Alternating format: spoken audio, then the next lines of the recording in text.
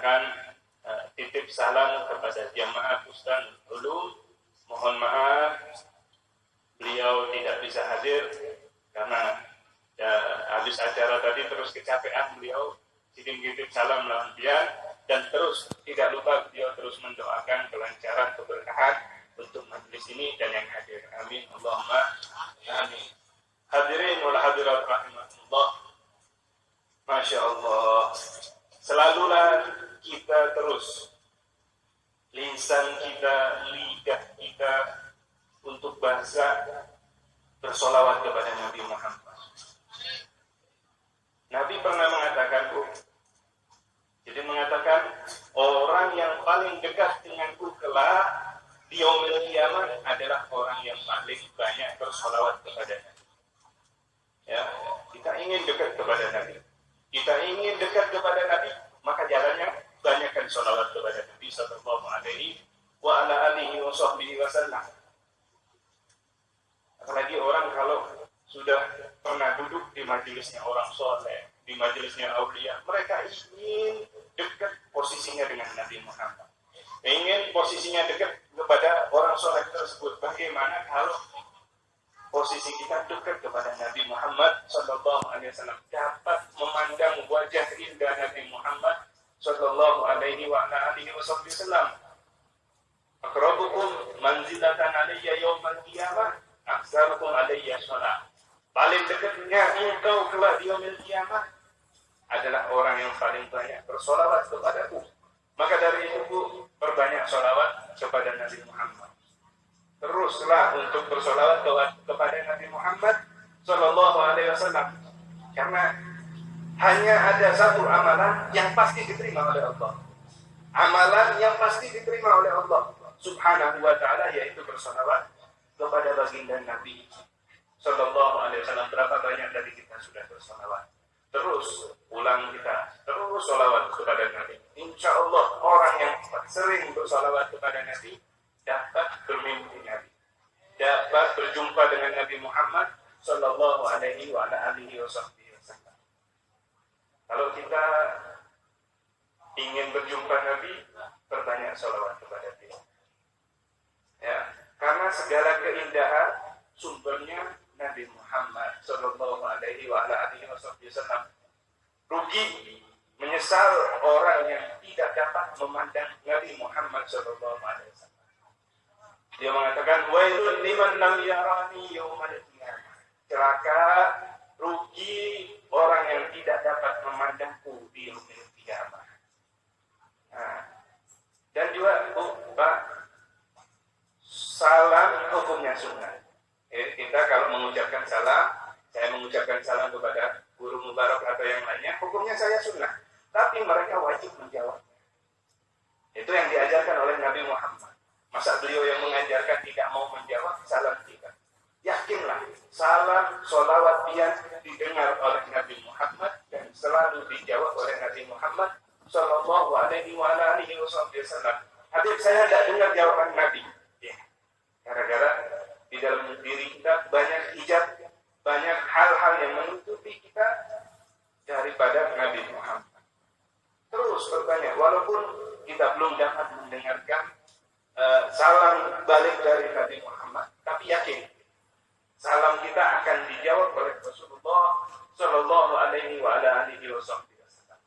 Hadirin wal hadirat rahimahullah. Dahulu dikisahkan di kota Surya ada seorang ibu yang mana perempuan ini hidupnya, umurnya dihabiskan untuk sholawat kepada Nabi.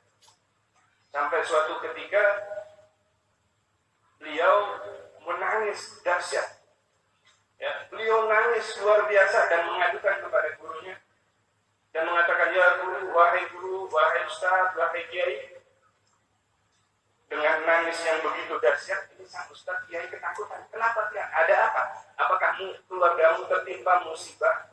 Apakah anakmu terbunuh, kena bom atau yang lainnya? Di Suriah dulu di dalam keadaan peperangan.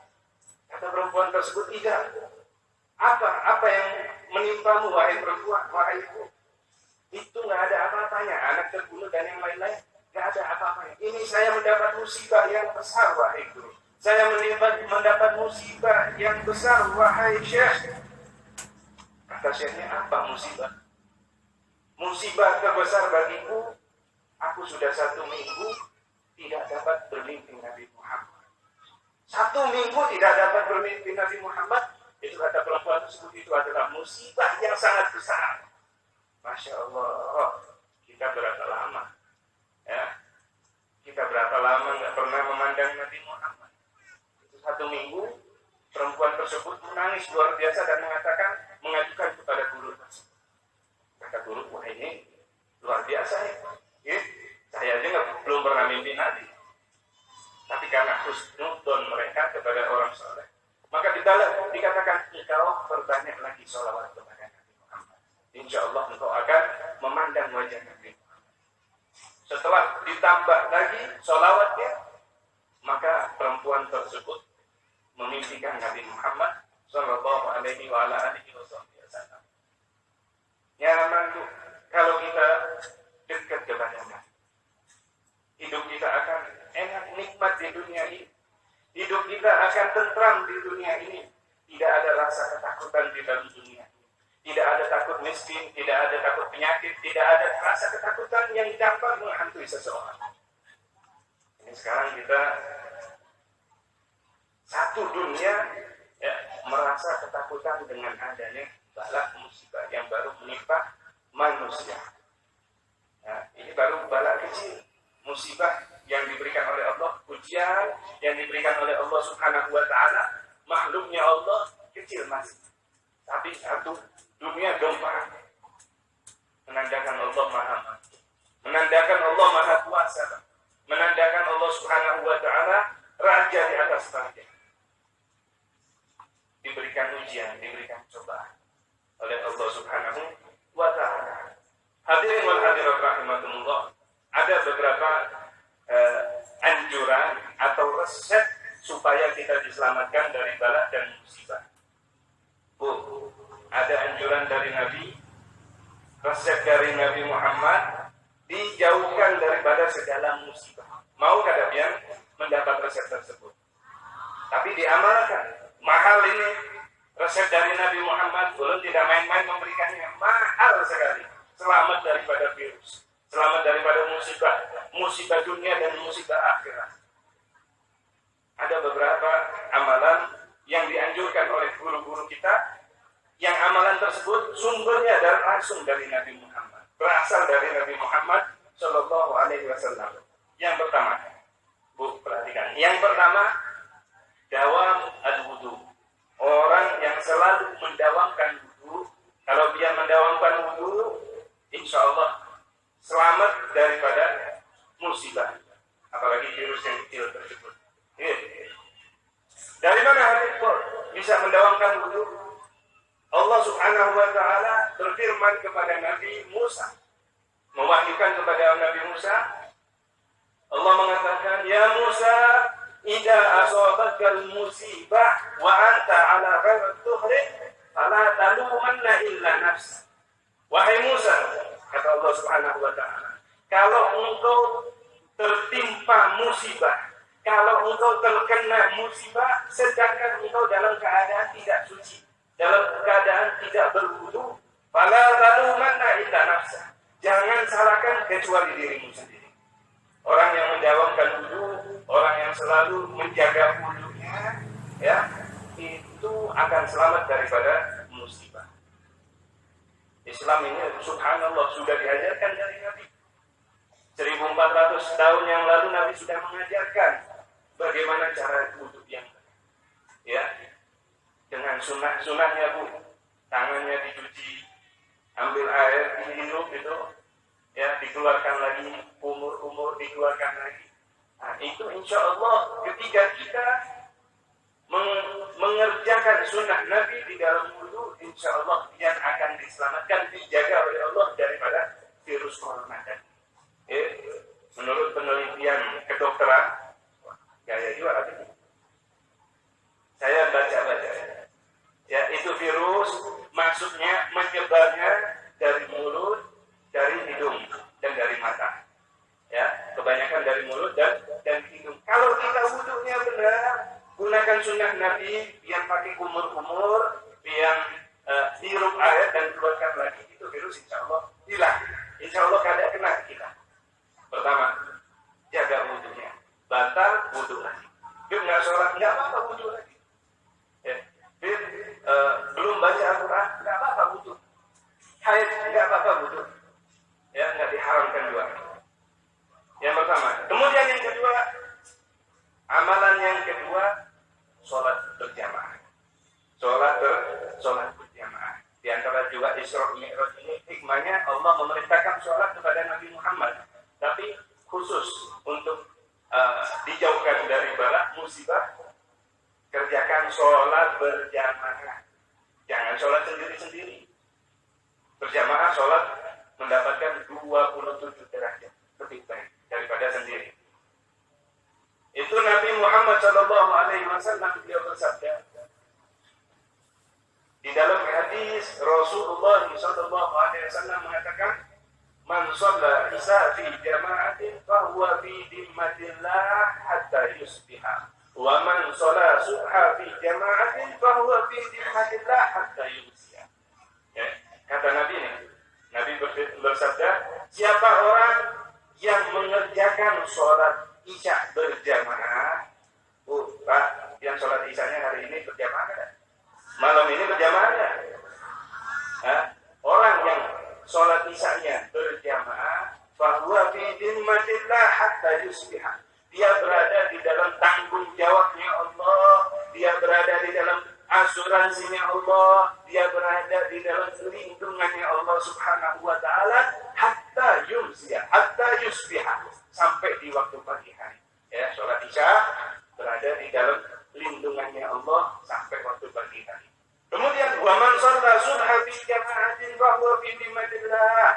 Siapa orang yang mengerjakan sholat subuh berjamaah, dia berada di dalam lindungannya Allah, dia berada di dalam jaminannya Allah, dia berada di dalam asuransinya Allah sampai waktu sore hari.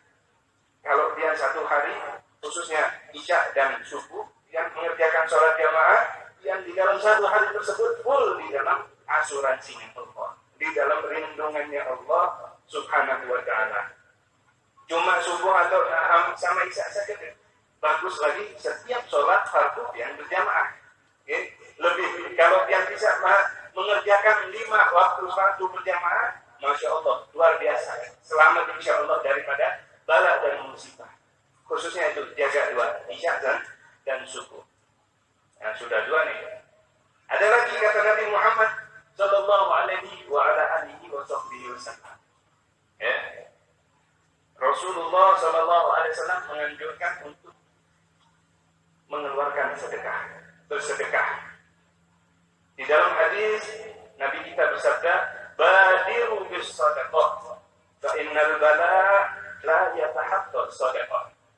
Bersegeralah kalian mengeluarkan sedekah. Perbanyak sedekah kalian, keluarkan sedekah kalian di waktu pagi hari. Jangan. Badiru bis shadaqah.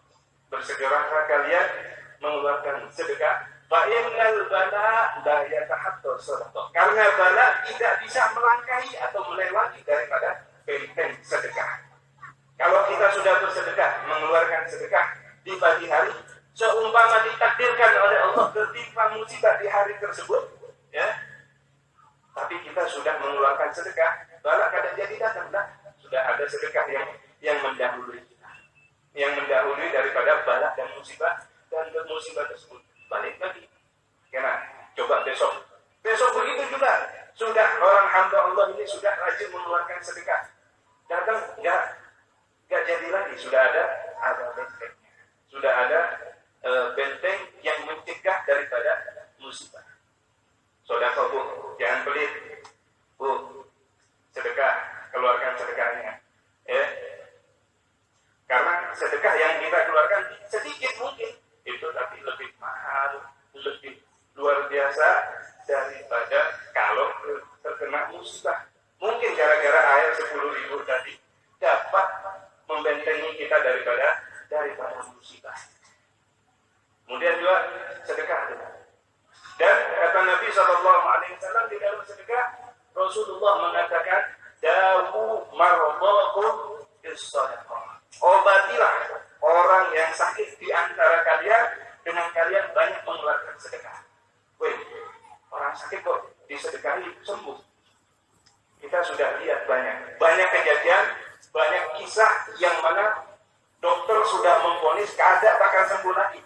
Ya, kemudian dia mengambil perobatan dari Nabi Muhammad. Ya, Nabi mengatakan kalau mau sembuh, banyakin sedekah, keluarkan sedekah kalian. Maka subhanallah, Allah subhanahu wa ta'ala yang memberikan ujian, Allah yang memberikan penyakit, Allah juga yang maha mampu mengangkat penyakit tersebut. Banyak orang yang tertimpa musibah, sakit, yang divonis sama dokter, gak bakal sembuh lagi. Kadang ada dokter yang mengatakan, ini 2 hari lagi mati. Sudah kayak Tuhan saja. Ya. Ketika dia mengeluarkan sedekah, ketika dia berobat dengan cara Nabi, maka Allah berikan kesembuhan. Sedekah. Kemudian hadirin wal hadirat rahimakumullah, di antara cara sudah 3 nih, ya, yang bisa memilih beberapa, atau kalau bisa semuanya yang kerjakan bagus. Sudah 3. Kemudian kata Nabi SAW, di antara cara yang ampuh untuk menangkal daripada musibah, yaitu perbanyak istighfar, perbanyak minta ampun, perbanyak sholawat kepada Nabi. Berkat sholawat diangkat musibahnya, berkat sholawat diberikan kesembuhan oleh Allah Subhanahu wa ta'ala. Dan juga antara cara yang berikutnya, doa. Jangan putus asa daripada doa. Terus meminta kepada Allah Subhanahu wa ta'ala. Allah mengatakan di dalam Al-Quran, ud'uni astajib lakum. Mintalah kalian, berdoalah kalian kepadaku, aku pasti akan kabulkan semua doa-doa kalian. Ya, Allah tidak mengatakan mungkin dikabulkan atau tidak. Allah mengatakan pasti. Ud'uni astajib lakum. Mintalah, berdoalah kalian kepadaku, pasti akan aku kabulkan segala doa-doa kalian.